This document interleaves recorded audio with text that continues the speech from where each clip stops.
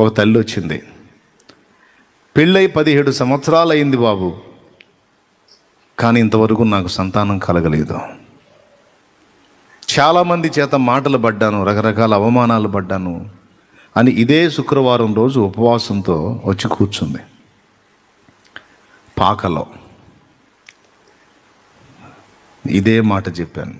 Prayer అయిపోయింది. కూటం ముగింపులో ఇలా గర్భఫలం లేక ఇబ్బంది పడుతున్న స్థితిలో ఉన్న వారి కోసం చెప్తా కదా, అలా చెప్పినప్పుడు ఆమెకు కూడా చెప్పాను. నేను గొడ్రాలిని, నాకు గర్భంలో దోషాలు ఉన్నాయి, గర్భసంచి సమస్యలు ఉన్నాయి, లేకపోతే పురుషునికి సమస్యలు ఉన్నాయి, ఇవన్నీ తీసి దెబ్బలో కొట్టు.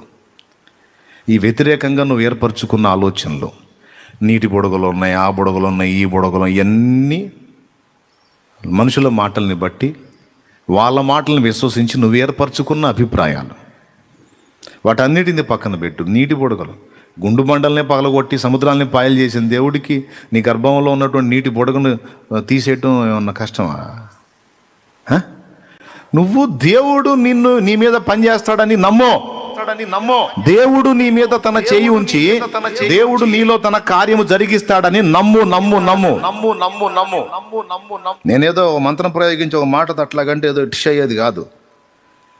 నీ విశ్వాసమును బట్టి దేవుని ప్రభావం నీ మీదికి వచ్చి నీలో ఆయన కార్యము జరిగిస్తాడు. కన్ఫర్మ్, నమ్మది.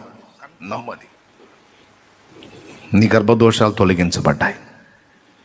నీ చేతులు ఇలా ఉంచు విశ్వాసంతో. ఆ చేతిలో పొత్తిళ్లలో ఉన్న పసికందును చూడు.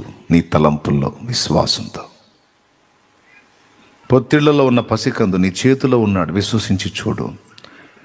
రూఢిగా అది నిశ్చయమని నీవు నమ్మగలిగిన ఎడల, నీ తలంపులలో నీలో ఉన్న విశ్వాసపు శక్తిని నిజంగా ఆ దిశగా నువ్వు తిప్పగలిగిన ఎడల అనతి కాలంలోనే నీ చేతిలో బిడ్డ రాగలడు. ఇది నమ్మితే స్వతంత్రించుకుంటా ఉంది.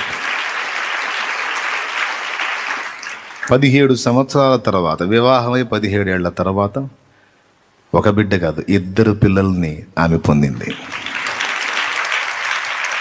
2 బిడ్డ.